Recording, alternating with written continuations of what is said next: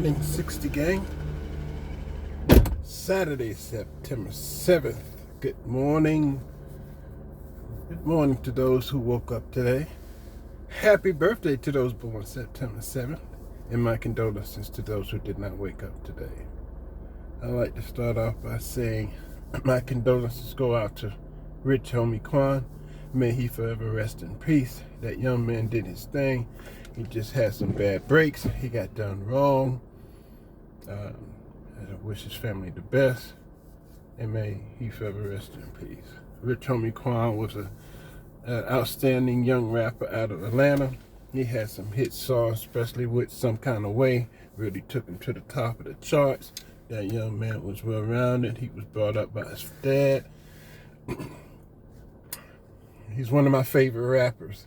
One of my favorite new up-and-coming rappers, and to be gone so soon is unfortunate, but that's the way life is. Life goes on. You never know when your day comes. It's just that you have to be ready when it does. There's a lot of rumors going around. That's the reason for his death, but it's nothing like nothing you can do that can change the way things are now. I just wish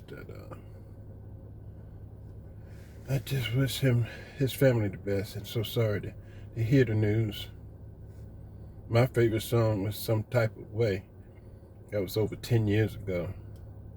And I've always loved and supported the young man, and I'm so sorry to see him go. But I don't know what's going on with the young crowd, but if you guys have seen my earlier videos, if it is true that it was drug-related, I'm telling you young people that can hear my voice, I'm from the old school. I'm from day one. And I'm telling you, what you're doing is making it easier for those powers to be to get rid of you. Your weakness, if your weakness is drugs, whether it's weed, cocaine, meth, amphetamine, whatever it is you guys are doing, you got to let it go, because it's not what you think it is anymore. Because it took my child as well, because he thought he was getting cocaine.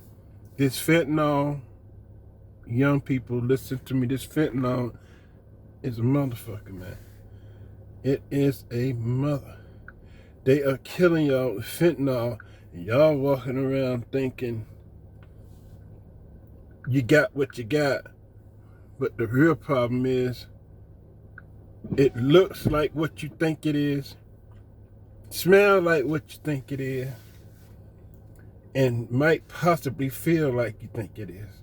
But it ain't what you think it is. What it is fentanyl. And it's taking this young crowd out left and right. And y'all just dancing and laughing. They putting it in the weed. They putting it in the methamphetamine. They putting it in your little Percocets. I don't know what kind of dope drugs y'all this generation doing now. Whatever y'all doing, you're being fooled, because whatever y'all into now, it has fentanyl, and it's taking y'all out left and right. So you young crowd, if you continue in our culture, because I'm ready to turn 62, so I was there day one. To continue this culture, you gotta say no to drugs these days. Drugs is now the thing of the past in our culture. Smoking weed, doing Percocets, doing all these pills, doing whatever it is. I don't even know the names of some of the shit y'all doing now. You can't even smoke weed no more because they lacing it with fentanyl. We gotta say no to drugs of any form now in order to keep our culture alive. You young rappers, you gotta just let the shit go. Let the drugs go. Boosie, I'm proud of it. You no longer coughing. You stop smoking, you no longer coughing. You probably caught on sooner. But this shit is no longer the shit you think it is. My son thought he had something, and it turned out to be fentanyl. I got my coroner's report about my child. And I'm being honest with you. When you be texting, young people, when y'all text to each other, those powers that be can see your text. I'm talking about FBI, CIA, federal government, State Bureau of Investigation. All of them, they can see your text. And when my son died, they did an investigation when the coroner's report came back as fentanyl, and they gave me the text that they gave me every text my son ever made. And within the window of his death, he was trying to make a deal for cocaine. And my son was in the medical field, so kind of would think he would know the difference, but he didn't know the difference. He was in Detroit. He was trying to make a deal for some powder cocaine, and he got powder fentanyl, and it bust his heart, and it took him away from me. My son's been gone since 2019. He died at 36. I miss him every day, but you know, we as a culture, we need to take drugs out of the culture. In order for the culture to continue, I need you guys to put down the drugs. Drugs is no longer drugs is no longer cool. Drugs is no longer cool in the rap game. Drugs is no longer cool in the black culture as one. We just got to take the drugs out of our culture, because the powers of that be are using fentanyl and putting it in our culture as drugs, and that's how they eliminate us. Another thing I'm getting is I'm tired of seeing our culture all about our ass, our tits, and what we can look like. You women need to stop altering your bodies, because as you get older, you're going to pay for all these shots and injections and implants. As you get older, the only thing that's going to be showing are the shots, the injection and implant. You're going to look like a monster. So young ladies, you need to take more pride in yourself. No one said you was not beautiful, but you have to keep in mind that you are what God made you. And to alter what you look like makes you a freak. And then over time, your body ages. But the injections and the implants, they don't. And you look like a freak. Beauty can only last for so long. So you ladies, y'all need to take pride in yourself. All this twerking and booty shaking and dancing, and a lot of you guys, ladies, I'm sorry, you need to get back into health and fitness. Y'all looking like toads. You're letting yourself go to be so young. Take it from me. If you're overweight now and obese now, you're gonna be paying for it when you get in your 40s and in the 50s. You're gonna be wobbling. You're gonna have stage 2 diabetes. You're gonna look absolutely pathetic. You're gonna have a limp. You're gonna have fat legs. You're gonna look unattractive, and then you're gonna start having sex with food, because ain't no man gonna want you. So you young lady, you need to focus on the mind and not the body.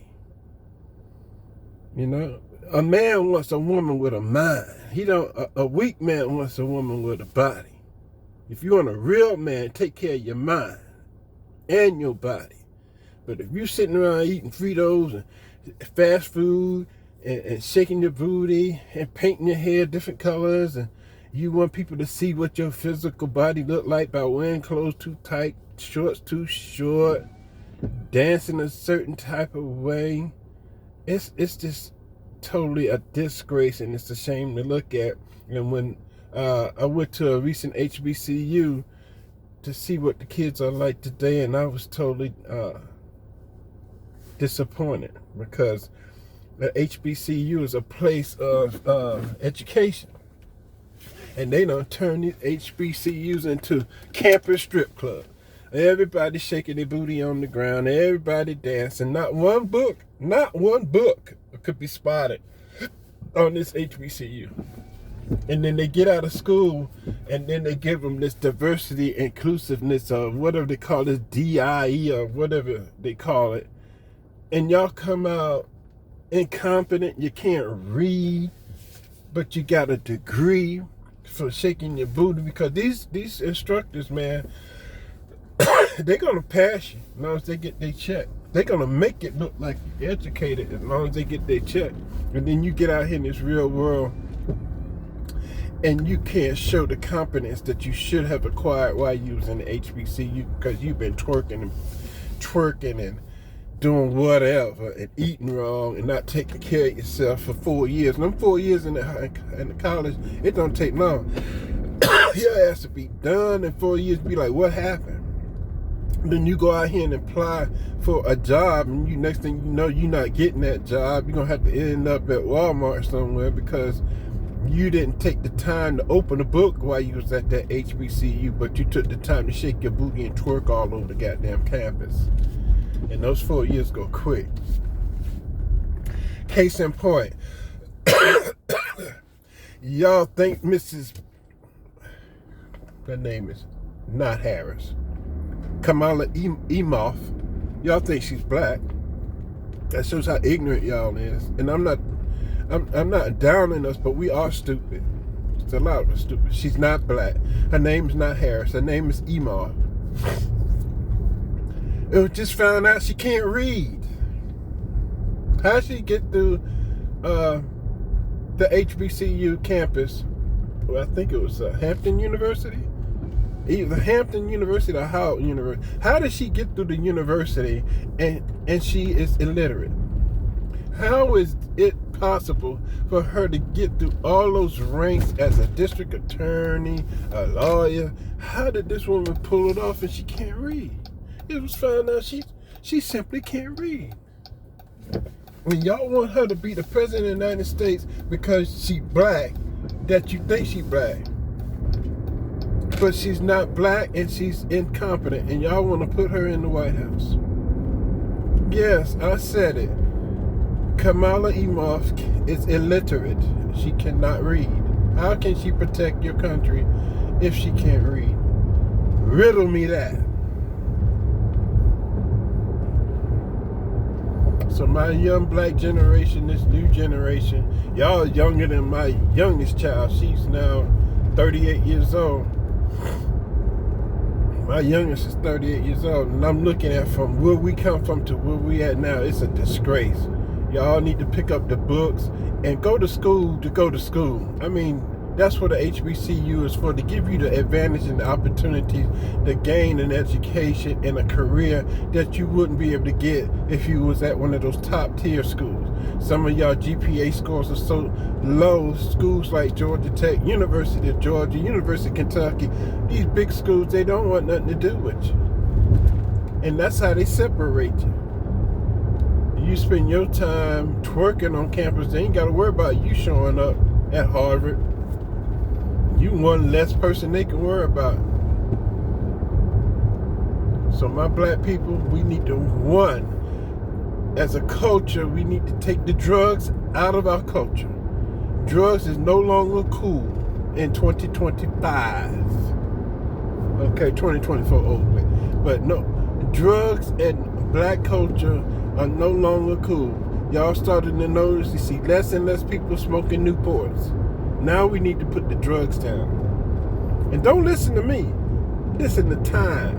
I done been through the test of time, young people. I done been through what y'all going through. And I done seen some of the girls I used to date. And I look at them now that I'm in my 60s. They look like hippopotamuses. And they wobble. And they look depressed. And the only thing they got going on is a bag of potato chips in front of them. Or a hamburger they got from McDonald's. And another thing about us is that we got to let go of the processed food. These fast food restaurants are feeding us pure poison. Processed hamburgers, processed french fries. The stuff ain't even real. And that's why you guys become obese, because you're not eating real food. Y'all need to get back into eating some healthy vegetables. Start cooking on your own. Don't buy pre-packaged, pre-made food. Go in your house and make you some corn on the cob. Cut you some real potatoes. Sit down and have yourself a real meal. Don't end up at Burger King and McDonald's and Chick-fil-A every single damn day. That's why you can't lose that weight, because it's not even real fat and it's hard to burn off. That stuff is in there to kill you, give you diabetes, and the next thing you know, you're getting in your 40s, you're taking insulin shots, and you're wobbling, you're swollen up, you're about to lose your toes. Y'all don't have to listen to me, but I'm telling you the truth. I care about my culture, And when I woke up the other day and seen that we lost Rich Homie Quan, this message is coming through me from God. He said, y'all need to straighten up and fly right. Put down the drugs. Whatever drugs you young people taking now, it's not what you think it is. Okay? We are under, as simple as this, we are under attack by China. They substituting all drugs with fentanyl. And fentanyl is taking us black people out left and right. So if you want to keep doing drugs, it's just a matter of time. We're going to be putting rest in peace on your page on Facebook sooner than later. So I want you guys to think about what I'm saying. I'm old school, man. I stopped smoking weed going on 4 or 5 years now. And when I stopped, I had a whole 2 ounces. And I rolled 2 blunts. And that second blunt, God just took it away. I no longer had an urge to smoke. It used to be that I had to have a blunt every day. I couldn't, once I got home from work, I used to roll a blunt. I couldn't do nothing till I rolled a blunt. But then the weed and stuff started getting laced with fentanyl. It took the, whatever, the urge of wanting to relax. They took all the, what it is we were getting, the relaxation from the weed. That fentanyl just took that all away. And God took the urge away. He said, this is no longer what you think it is. And so I had 2 ounces. I took it back, sold it back to the streets. And it's going on 15 years since I had a Newport. I found out the Newports was from me having so many problems on my back and on my mind. I hit with so many problems that I began to smoke cigarettes as a way to escape.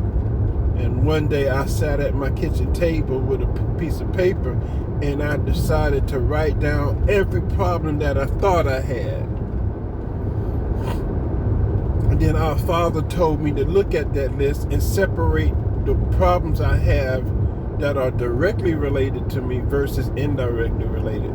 I had more problems that was not related to me than I had problems that was related to me. And when I narrowed it all down, the problems that I should have been really worried about became very little. And once God made me aware of that I really didn't have a problem, I was making problems that I surely didn't need to be worried about, He had me go and forgive everybody that I thought was a problem. And once I began to forgive everybody, the urge for the Newport went away. And then the ultimate person I had to forgive was my mother.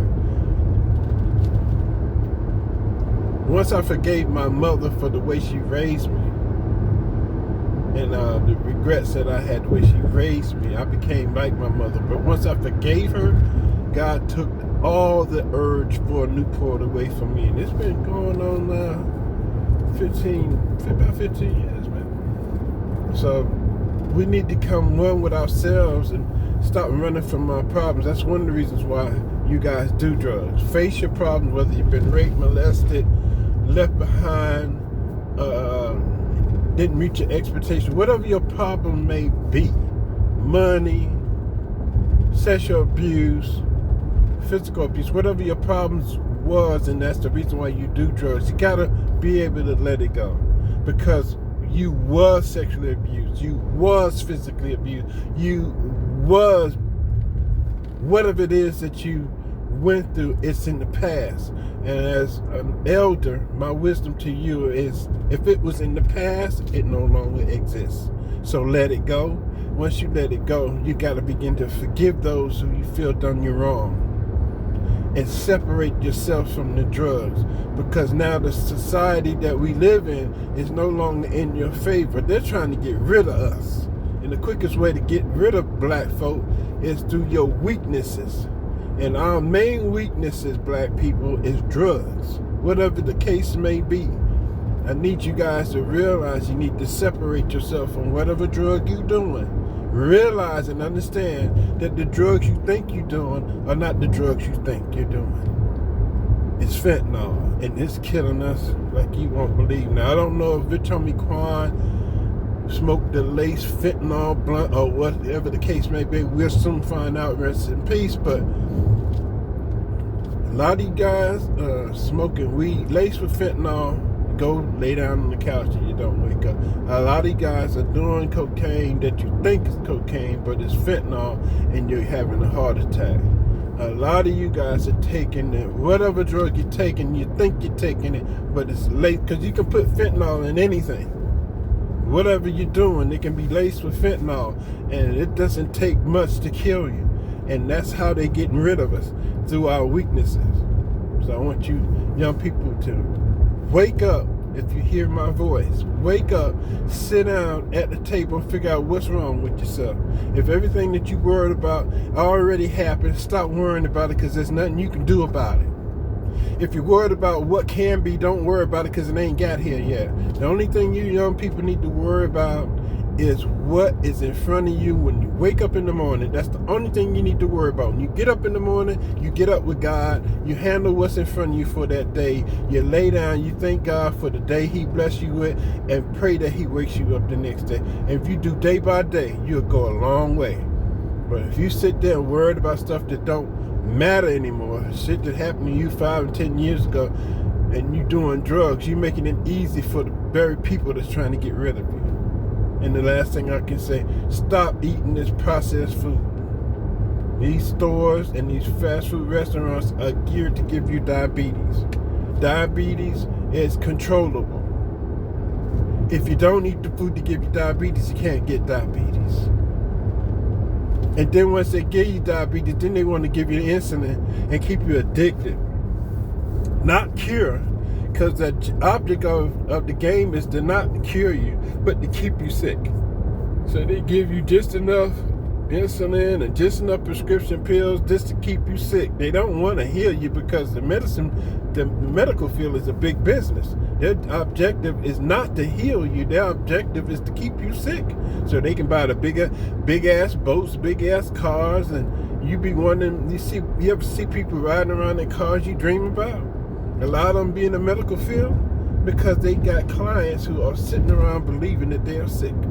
As long as they can keep them thinking they're sick, they can get the big boat, the big house, the big car, the big bank account, and their patients walking around living in Section 8, barely making check to check, because they done mentally got the patients thinking that they're sick, and they're going to keep coming back. Because if they heal, because if a doctor, a medical doctor heal a customer, they can't make no more money. So their objective is not to heal. The objective is to keep you sick. And the last thing I'm gonna leave y'all with is, I guess you guys who took the jab found out you've been hoodwinked. Turns out the jab wasn't a jab at all. Still getting that C word. Y'all was an experiment. I can't say too much because they'll take me off YouTube, but everything about the jab, the C word, the B word, all that was hoax. It was an experiment. And now that we've become aware of it, they can't pull that wool over our eyes again. They're gonna try to pull out another one to get y'all to stay home this November. They're gonna come out with something to make y'all stay home and mail in your ballots so they can steal them. But this is not 2020, this is 2024, and we learn from our mistakes. So those who took that jab, God bless you, made it through it, but you was an experiment that came back to nothing, because you still caught it. Some of you still died. Some of y'all died after taking the jab. So let us all wake up and become aware of ourselves and what we are doing in life. And life is simple. It's just doing what's in front of you at the time you're doing it. Don't worry about what everybody else is doing. Stay out of other people's business. Worry about your own, and do one thing at a time. That's all you got to do.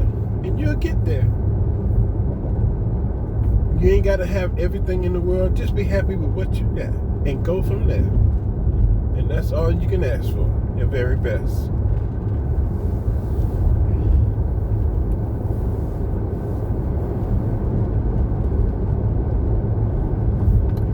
So yeah, I'm up early. I gotta go see another 60 gang member this morning. He has a dishwasher. I gotta go and see what's going on with it. See if I can help a brother out. I believe I'm headed right downtown Atlanta. That's right.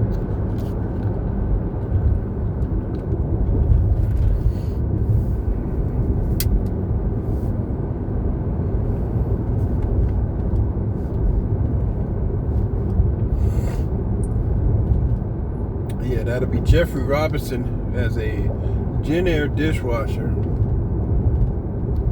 He living in, I don't know, this might be Jonesboro. 30349, I think that's Jonesboro. So I could be headed to Jonesboro. We're about to see. You guys are riding with me.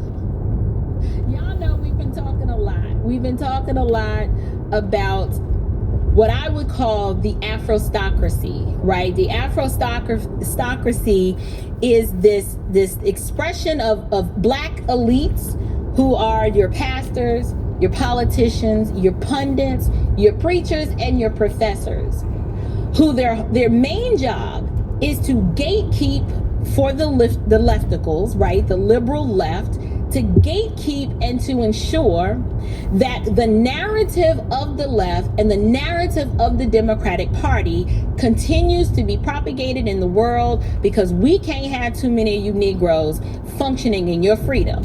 Now, while I recognize my audience is not just primarily Black people, everybody is welcome over here. My brothers and sisters, the white ones, the Indian ones, the Asian ones, the Hispanics, we're all welcome here.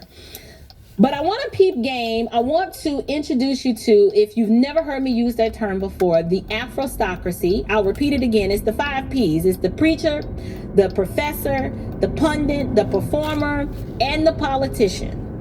And these are melanated individuals who hold elite positions of power, who are always wanting to remind you and to tell you about this white supremacist system, you know, like that system that they navigate in just fine and have managed to build a life of wealth and prosperity for themselves, all the while selling you victimhood. You know, you got people like Joy Reid and what's the boy name? The basketball, LeBron James. Y'all can tell I am not a sports fan. I couldn't think of that man's name to save my life. But people like LeBron James and Charles Barkley and even Stephen A. Smith, these people who they want to be so in tune with the people and down for the culture, but you know, power to the people. But they're always selling you this victim narrative. But it's amazing how the narrative of victimization and white supremacy has yet to affect them, because they have no problem rising up to the ranks of success and experiencing American capitalism, but they want you to vote for your own demise and to support socialism and the transgendering of children and the effeminization of our men. So I bring all of that up because a couple of days ago, my friend, Mr. Ellison, did an interview, I don't even think it's been out yet, with Ben Shapiro, and had a phone conversation with Patrick Bet-David. And then sends me this text because Roland Martin, who I affectionately call Rolanda, Roland Martin, he's been in a little pickle lately, has he not? I don't know if you guys have noticed. I don't cover him an awful lot because she's just an easy target. But Roland has been in the news lately. The most recent occurrence of him being in the news was because he inadvertently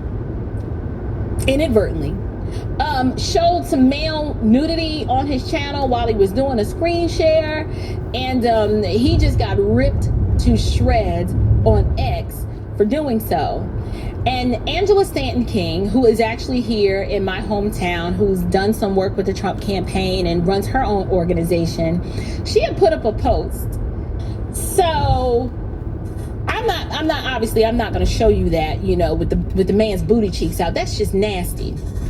But I thought Angela said something very, very profound in how most of the males that she knows that are die-hard supporters for the DNC, not all, but she said is a huge, particularly ones at the top that are supporting this agenda, happen to, whether overtly or covertly, have some sort of connection or affinity to the sodomite community. That would be the LGBT community.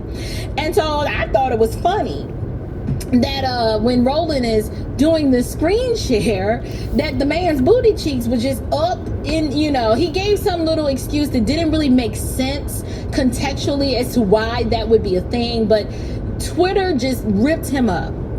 Well, before Roland did that, Roland messed up. Roland messed up because he tried to come for my people. And if you know anything about me, I am a loyalist to a fault. And you know, once you are in my circle and I give you the label that you're my people, when people come for my people, I got to cut you. So Roland, this is gonna be for you. Roland, you guys, I don't know what possessed him to do this. Roland put up this tweet. Roland Martin shared Vince Everett Ellison's trailer for Will You Go to Hell For Me, the documentary that I'm kind of attached to now and that I've been promoting. Amazing film, by the way. Vince shares this tweet and it says, "Are you willing to go to hell for the Democratic Party? Check out what Tucker Carlson called the most powerful trailer he has ever seen." Now, if you notice here, this date right here, this date is from February. So in order for Roland to share this tweet, he had to go digging through the crates, okay? Roland goes digging through the crates. We're in August now. Oh, shoot, we're September now, but this is late August when this happened. He went digging all the way through the crates to a post dated February the 6th, shares the documentary's trailer, and then adds this commentary right here, which I am about to read for you. He goes, "If you are a black pastor, quoting white supremacist Tucker Carlson, you are an enemy to black people." Then he does the unthinkable. Y'all, I don't know what this Negro was thinking. They didn't tell him, y'all. They didn't tell him, he didn't get the memo. He chose violence this day. Then he goes, "That's you, Vince Ellison." And so y'all know I'm new on X. I'm not on there like that. So I get this. This is a screenshot. Vince sends this to me. And he's like, "Oh, so Roland's trying to come for me." And I was like, well, this is interesting because I noticed the date on the tweet. The date on this tweet is February the 6th. And I'm like, oh, okay, so it's obvious you've struck a nerve. For one, Roland, Vince is not a pastor. I know he look casket sharp like he could be, but he's not. He's an author, a political commentator. You can kind of, if you wanted to, put him in the realm of activist, but he's not a pastor. But Roland chose violence this day by coming for my friend Vince Ellison. And so I saw the tweet and I was like, oh, okay, so this is what we doing.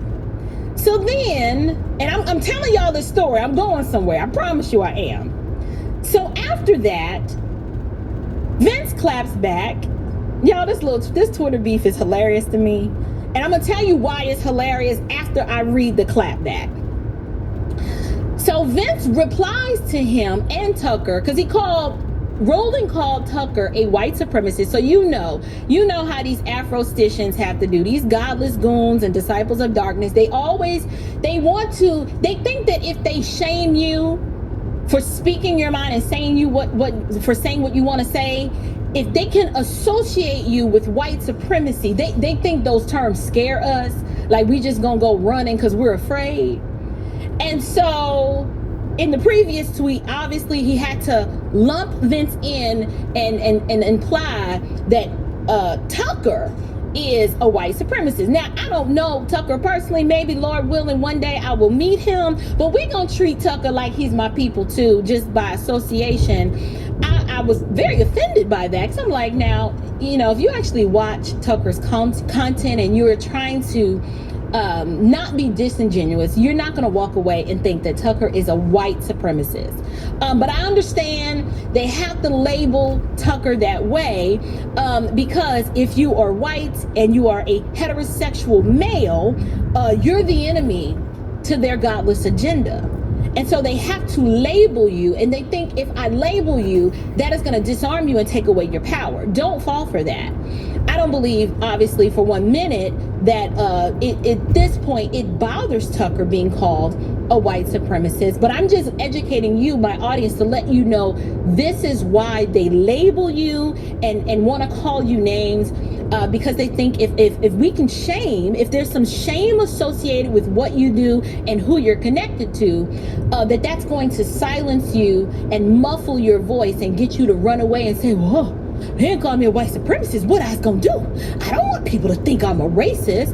And I've told y'all plenty of times, I eat racists for breakfast. Like, racists I don't wake up thinking about white supremacists. And even if there is an evil white racist that lives to me next door, as long as he don't bother me, I don't care what you think about me, because I don't live my life for the applause of invisible friends, right? I just don't. If you know who you are in Christ, dear friends, even if you're one of my white brethren and you're watching and Shanika done called you a racist, she don't know you, but just like Pastor Cooper was saying, if you criticize a quote unquote person of color, they have to impugn your character and imply that the reason for the criticism is not legitimate, but the criticism is just because you are black and because you're that person is racist. And that's just not true. It is a very juvenile level of argumentation, but they do it and they get away with it.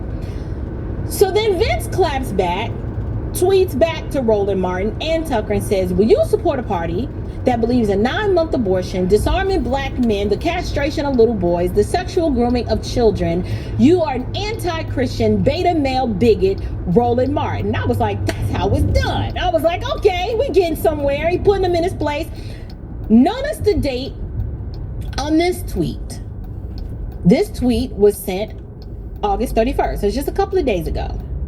And then Vince replies and says, for your information, punk, white supremacy, he has such a way of words, does not exist to me, because there's no white man superior to me, but there are many superior to you. And so I bring up this beef because I want to expose this is laughable that Roland tries to come with this bravado like he's all big and bad with his little keyboard thuggery on Twitter. But it's funny how he goes digging for this tweet from February to share. But what he did not tell y'all, this is what he did not tell y'all. Let me see if I can find it. Oh, don't tell me I didn't pull it up. I didn't bring it. Hold on.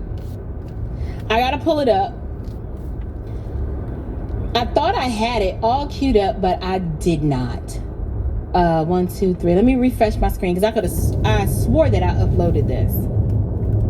Another black podcaster fuck it up, so we're gonna let her go. She's trying to have a good content. She's new. She's making mistakes. We'll get back to her another day.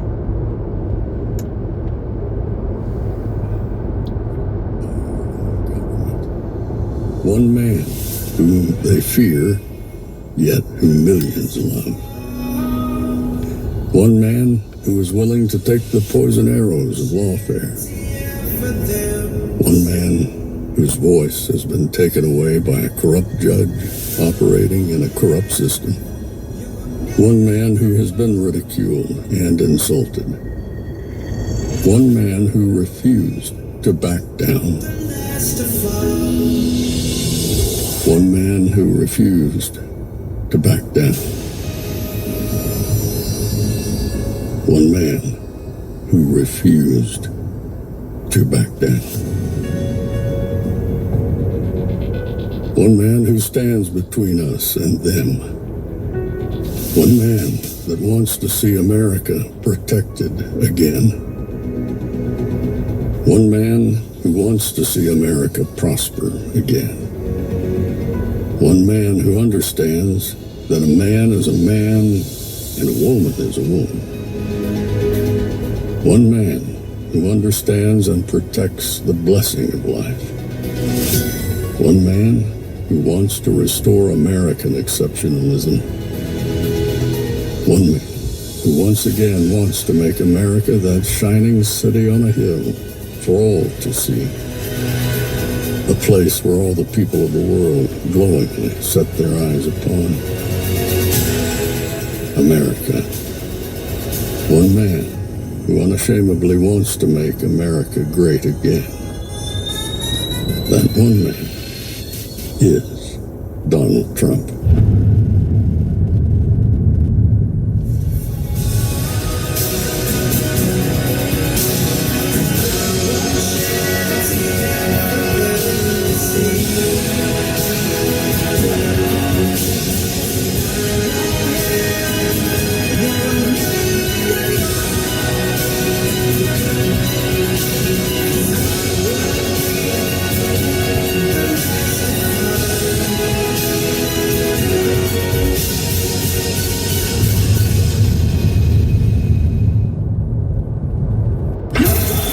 This is Fanfare with Barry Cunningham. Information inside, but one thing was missing. One big thing. CNN senior data reporter Harry Etten, who is with us now. I'm not sure I've ever been happier to see you here. I'm not sure I've ever been happier to be with you, Mr. Berman. This race is close. Yes. Harry. Historically close. Historically close. You know, I just want to sort of zone out a little bit, go to 35,000 feet, and just point out how close this race has been consistently close. All right, campaigns where any candidate led by at least 5 points in the polls. Look, most of the time there's at least some stretch where one of the candidates is ahead by at least 5 points. At least 3 weeks in which one candidate led by at least 5 points. That happened in every single campaign from 1964 to 2020. How many days have we had this campaign where one candidate was ahead by at least 5 points nationally? Look at this. 0 days. 0 days. The fact is this race has been consistently tight in a way that we have never seen before, Mr. Berman. This is always versus never. Correct. That's the big lie. They're getting y'all to believe that Kamala Harris is a formidable candidate for presidency.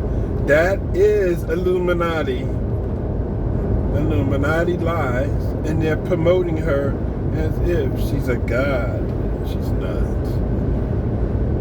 So, don't believe the hype. 7 states. Who's bottom plus 0.9. You don't think that could get any closer? We can in fact get closer. Look right now. Kamala Harris up, but get this, by just 0.6 points on average. You notice how when they do these shows and they come out with these polls on CNN or MSNBC and they tell you what the numbers are very, authoritatively. Where'd they come from? Who's picking these numbers? There's a little tiny bit of text on the bottom there that tells you where these numbers came from. I can't see it. Not sure if you can see it. That's not big. It's not up there. It doesn't say CNN's poll of 25 Democrats. It just says some number underneath there, and they put it on television like it's so authoritative. This is a comprehensive study. We've talked to thousands and thousands of people, and this is what we've come up with. Only about half a point, 0.6 of a point. My goodness gracious. That is how tight we are talking right now across these 7 battleground states. It is a race, Mr. Berman, that is well within the margin of error when you look across these 7 key battleground states that will determine this election. You look. I am going to show you unequivocally tonight how everything the media is saying and most of the pollsters are completely full of the poo-poo in Dementia Joe's diaper.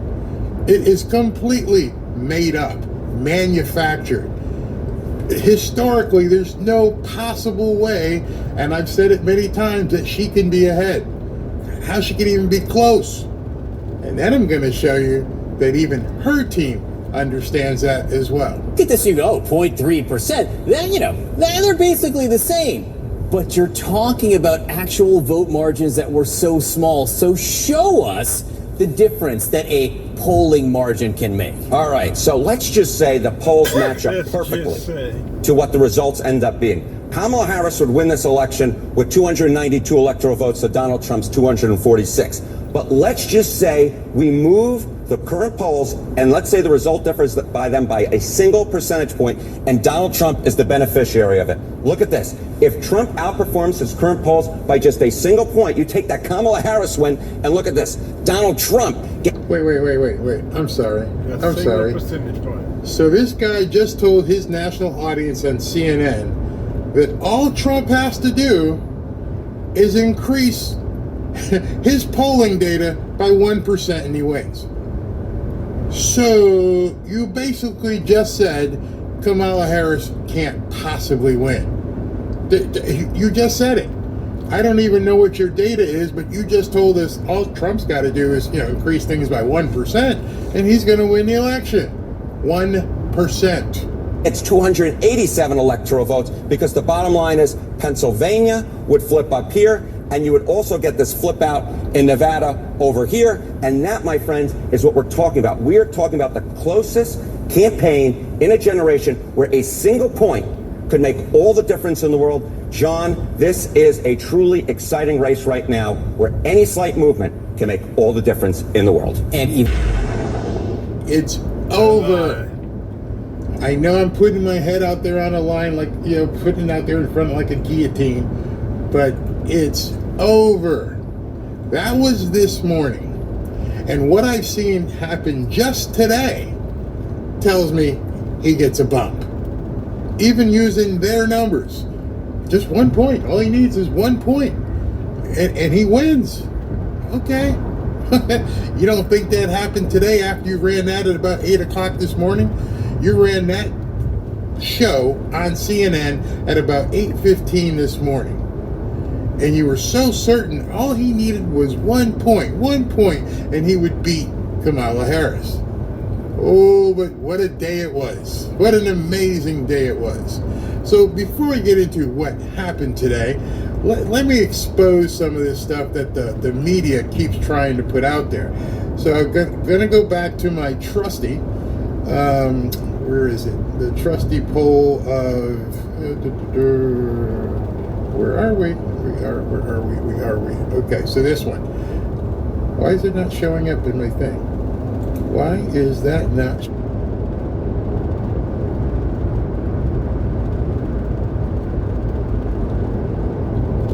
showing up? Interesting. In any event, it's supposed to be showing up. I want to show you this map. But you know what I'm going to do? Well, I'm going to go to the next video while I fix this map. Okay, how about we do that? Let me go ahead and run the video, and you guys can take a look. So this video here, I think is worth 1% by itself. I'm ad-libbing here because I got to go fix something, but I'm pretty...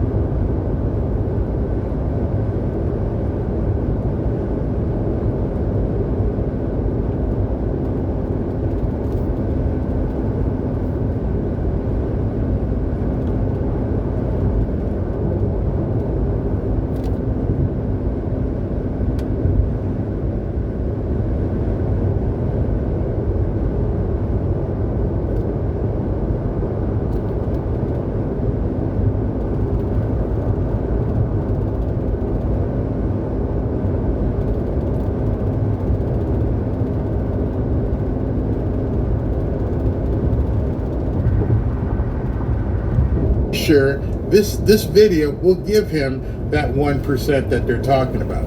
Check this out.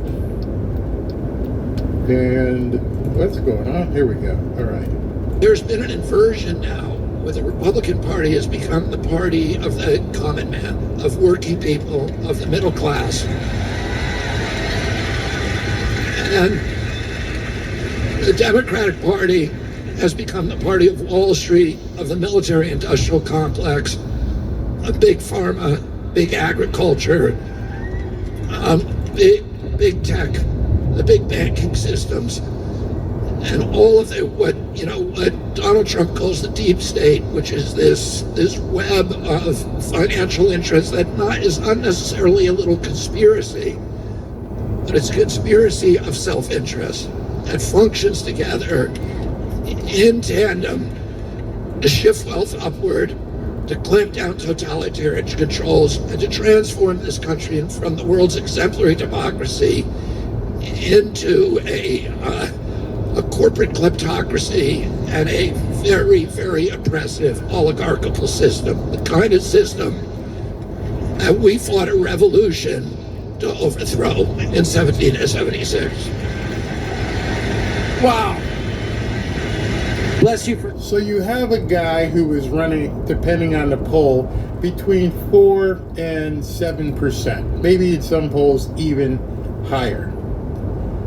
And what you've seen occur throughout this entire time is when he moved over and endorsed Trump, for some reason the pollsters never did the same. They never said, you know what, we need to make sure that we account for his votes. And I'm trying to figure out here why my screen is not showing, but it is now. So I just have to bring it into my thing here so you guys can see it. And voila. And now we have it up here. So let me show you this.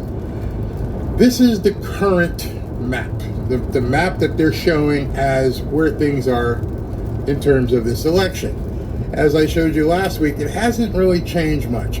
What we're seeing is the Republicans at 281, that would be Donald Trump, and Kamala Harris at 257. Pretty much a landslide. Pretty much you can see that the things haven't changed as much as the media tries to portray that something has changed. It has not changed for her. For Trump, there's a lot of stuff that's changed. And what I want you to focus in on is take a look at the blue wall, they say, through the Midwest. All this stuff up through here. Yeah, you guys can see that. That's basically what they're thinking how it's going to be. They're already putting Pennsylvania in her camp, that she's going to win Pennsylvania, and she's still down by 40 points, 30 points. Over here, they've got Trump winning Arizona, North Carolina, South Carolina, and now it's trending up for Virginia. So as you can see, just by looking at this stuff, she's in deep, deep trouble. And I'm trying to find this button that's not doing what it's supposed to be doing. Hold on 1 second here. I'll be right there. Okay. I'm sorry about this. Okay, here we go. I just got to change this one thing so I can show this to you. And there we go. All right. Now, what I want you to take a look at is, did that change? I'm not sure why I'm having problems with my computer today. I'm showing things, but things aren't moving. So I'm going to have to figure out what the hell's going on here. So maybe it's not finding what's going on. Anyway, I'm going to have to talk it. Show it to you as well. So I'm looking right now that for some reason my computer is not allowing me to show you, but this is what I'm looking at. And I'm sorry it's not showing up, why it's not coming up on the screen, but I'm looking at the RCP, the Real Clear Politics Average. The Real Clear Politics Average at this point is showing basically that she's ahead. Not really sure how they're coming up with that, why they're even showing that she could be ahead, but they're showing her at 2% ahead nationally. And it's driving me crazy because I need to show this to you. So give me a second to see if I can figure out what the heck is going on here. Just talk amongst yourselves. I'll be right back.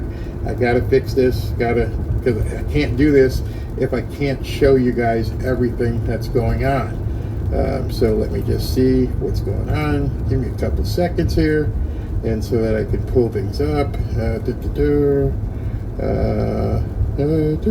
How are you guys doing today? Everybody doing all right? I'm just going crazy because my computer decided right now that it wanted to poop, and now I've got to do. Okay, now we're talking.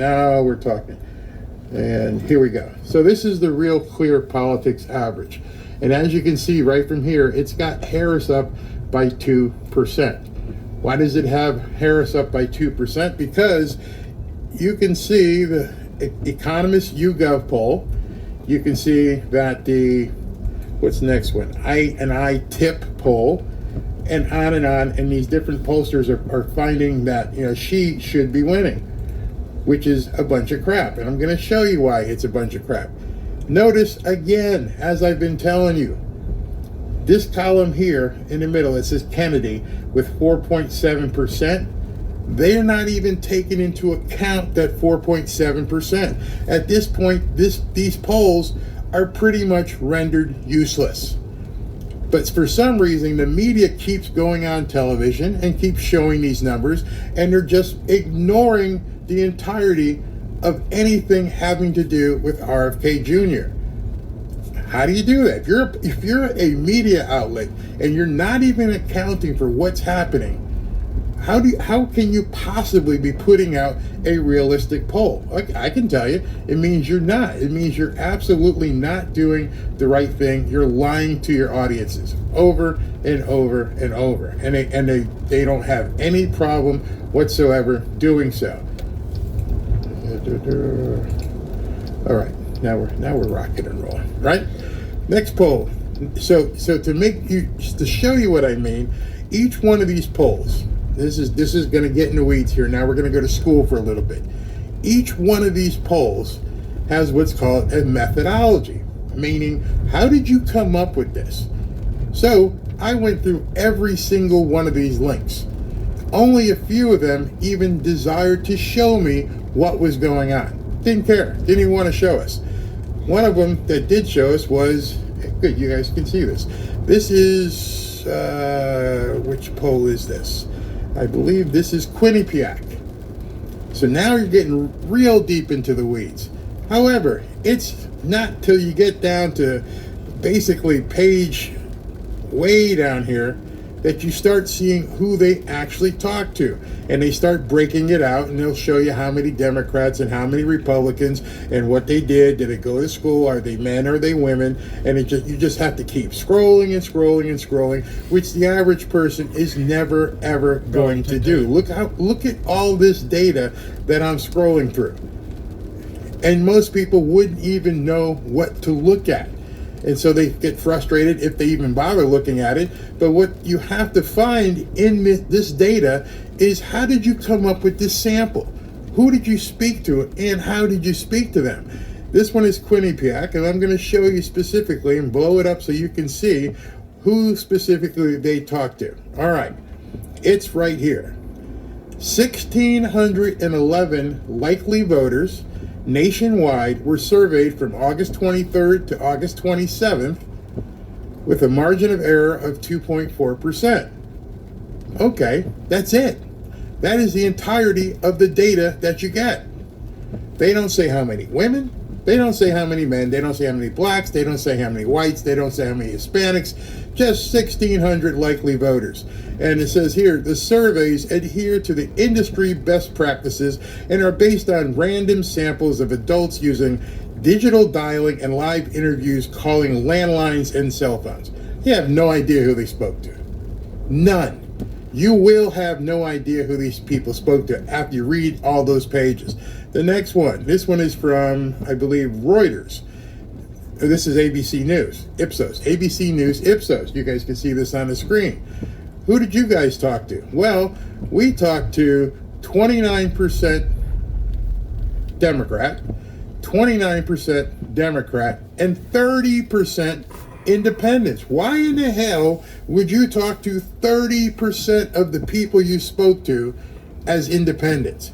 We already know that independents make up a smaller portion of the demographic. But because you didn't poll it correctly, you oversampled and you brought in people who don't really are telling you the truth.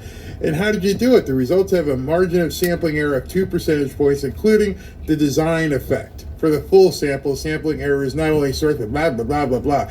The survey was produced by ABC News by Langer Research with sampling and data collection by Ipsos. What did you do? The poll was conducted online via the probability-based Ipsos Knowledge Panel between August 23rd and 27th. Do you know what the Ipsos probability-based panel is? No, you don't know, and they're not going to tell you. But on the top line data, they're going to say, oh, well, Kamala Harris is up by 4 points. But you're playing games here. What the hell are you doing? How are you not telling the American people what you're actually surveying? It goes beyond me.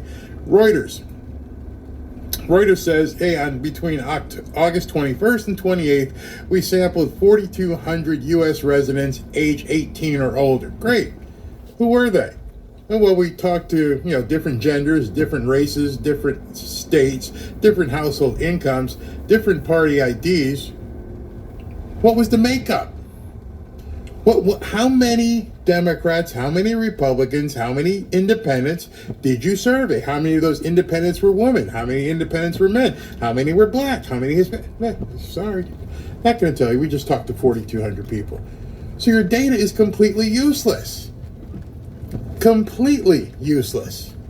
And I don't understand why, well, I guess we can understand that they push this stuff because they're pushing a narrative.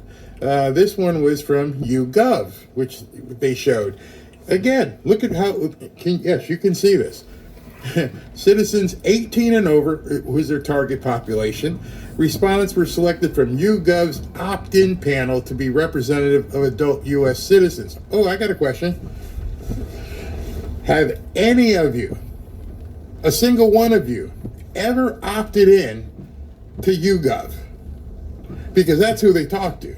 They only talk to the people who have opted in to be representative of U.S. adults. What the hell does that mean? Well, you went to opt in. You went to YouGov, their website, and you said, yeah, I'm going to opt in to be called or have a survey. If you didn't do that, you're not part of their sample. Who do you think goes to u.gov or YouGov or whatever it's called? Who goes to this place and goes, yeah, I'm going to opt in for some information? Nobody. Nobody with a brain. Nobody wants to just give their information out to YouGov, but this is one of the polls they all talk about over and over and over. But now, as we're getting closer to the election, a lot of people with brains are now starting to push this stuff aside. They're now starting to concentrate on one or two different indicators. And one of those indicators is by a guy called, what's his name? 538, Nate Silver. And Nate Silver is who has been basically quoted from both sides. And people say, okay, his polls are even better than these other polls, especially as you get closer because of his algorithms, whatever they are. He's starting to show something different. In addition, Polymarket, as I mentioned to you, is showing people actually putting their money down. And so Polymarket came up with this. And this was as of 10 o'clock, 9:49 a.m. this morning, where Trump is up 64 to 37. A 27% margin. This is in Arizona. But Harry from CNN said it was close. It was too close to call. How can there be such a disparity? Because stats, like anything else, can be manipulated to say what you want to say. So at this point, you know for a fact that they're beginning to lie or continuing to lie. This was from the Nate Silver projection. Nate Silver is getting a lot more credibility for some reason. I don't know the guy, but I see people starting to lean on Nate Silver. Nate Silver has Trump up 61.5 to 38.3. Notice, very importantly, what he's doing, which is different than what the other people are doing. That difference is he's talking about specifically the Electoral College. Huge difference, because as of today in America, we elect our presidents based upon the Electoral College, not just 4,000 likely voters who opted into YouGov or registered voters. Nope, we vote our presidents based upon the Electoral College. And what Nate Silver, who runs the Electoral College model, is saying is Trump's running away with it. Absolutely dusting her. And the data that he's been putting out, this one here, Nate Silver's updated 2024 Electoral College prediction model, shows massive widening Trump lead. This one has it 61.5 to 38, and this was at 5:04 p.m. So it continues to update, but in any event, as it's updating, it is showing Trump with a massive lead. Not a little bit, not 1 point, not like Harry on CNN said, a massive lead. And I would almost say an insurmountable lead.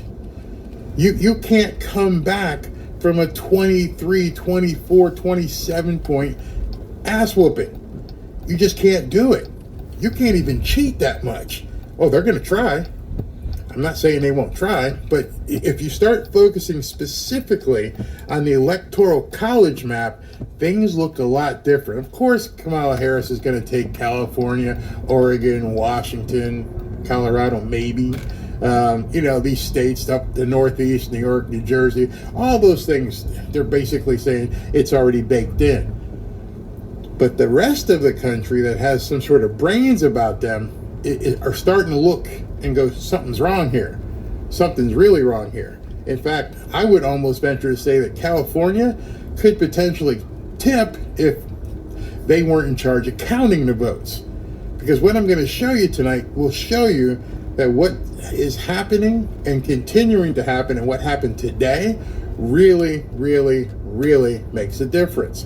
So let's see what we got here. How big is Nate Silver's model? This is specifically from the Harris-Walz campaign. After everything you saw today and all those different polls and people put them in newspapers, maybe perhaps the biggest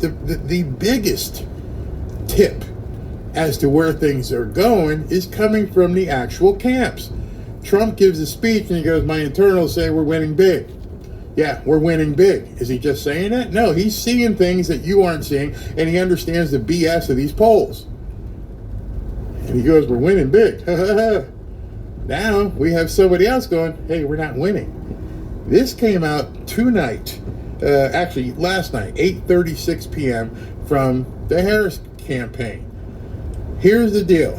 Nate Silver's current forecast gives Trump the advantage to win this election. It's clear we are the underdogs. We are confident we can overcome the odds and defeat Donald Trump, but only if we make sustained investments across each of the battleground states.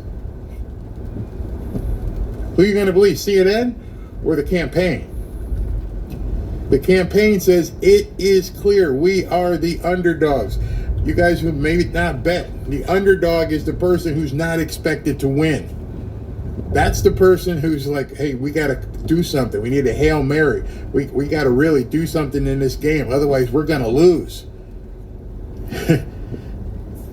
Her campaign has admitted it, which had to throw a monkey wrench all across the pollster universe. Why would she come out and just say, yeah, we are the underdogs? And she specifically quoted Nate Silver. That's the one people are paying attention to because it measures the Electoral College, not these pollsters that you can pay a couple $1,000 and they'll go ahead and manipulate the data any way you want. Now, as we're getting close, 60 days in, the Electoral College is what actually matters. And the guy who's doing the best with the Electoral College at this point is Nate Silver. The camps know that. The media knows it. They just can't report it. But her putting out a statement like this should let you guys know, all right, we got this. but don't take your foot off the gas. Just don't make that mistake. Keep hitting it. Make sure you're ready. Tell everybody we're winning. We are winning. We have not won. Big difference. Big difference. So let me stop and take a couple of things from you guys, and next I'm going to tell you why we're winning, because I'm pretty sure. And we'll be back.